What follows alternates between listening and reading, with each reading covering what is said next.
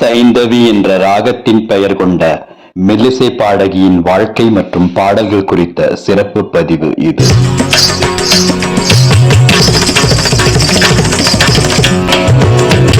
சைந்தவி 3/1/1989 பிறந்தார். சமூகவியலில் இளங்கலை மற்றும் முதுகலை பட்டம் பெற்றுள்ளார். முறையாக இசை பயின்ற சைந்தவி பாடிய முதல் தமிழ் பாடல் அந்நியன் படத்தில் இடம்பெற்றது.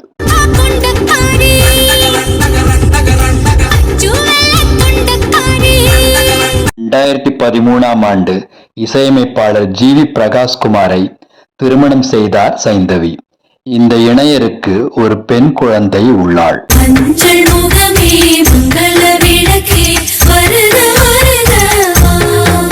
திருமணமாகி 11 ஆண்டுகளுக்கு பிறகு கருத்து வேற்றுமை காரணமாக 2024 மே 13 அன்று இந்த இணையருக்கிடையே மனமுறிவு ஏற்பட்டது.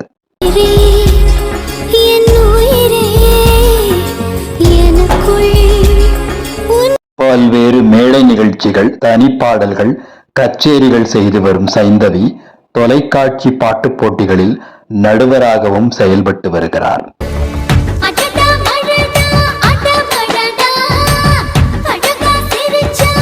தொடக்கத்தில் வேகமான பாடல்களை பாடி வந்தார் சைந்தவி.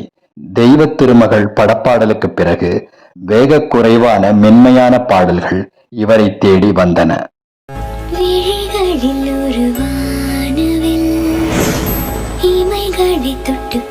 தமிழை தவிர தெலுங்கு, கன்னடம் ஆகிய மொழிகளில் 100க்கும் மேற்பட்ட திரைப்பாடல்களை பாடியுள்ளார் சைந்தவி. 2014ஆம் ஆண்டு தாலாட்டு பாடல்கள் என்ற தன் முதல் தனிப்பாடல் தொகுதியை சைந்தவி வெளியிட்டார்.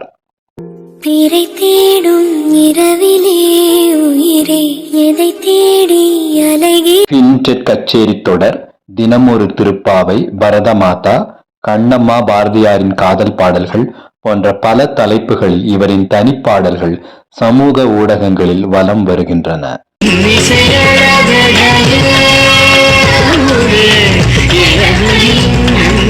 சிறந்த பாடகிக்கான விகடன் விருது, ஸ்டூடியோ 1 ஸ்டார் ஐகான் விருது, எடிசன் விருது போன்ற பல விருதுகள் இவரை தேடி வந்தடைந்தன.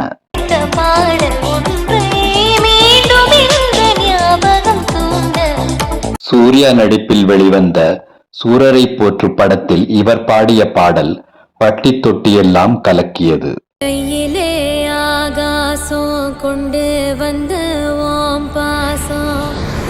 தனுஷ் நடிப்பில் வெற்றிமாறன் இயக்கத்தில் வெளிவந்த அசுரன் படத்தில் சைந்தவி பாடிய பாட்டு பல விருதுகளை அவருக்கு தேடித் தந்தது.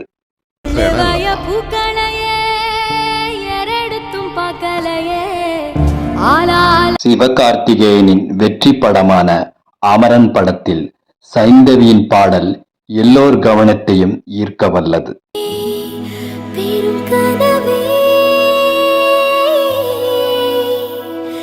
மெல்லிசை பாடகி சைந்தவி மேலும் பல பாடல்கள் பாடி வெற்றியும் புகழும் பெற இசையன்பர்கள் சார்பாக வாழ்த்துகள்.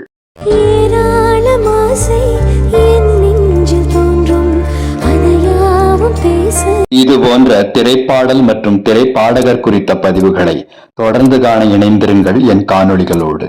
நன்றி, வணக்கம். வெல்க தமிழ்.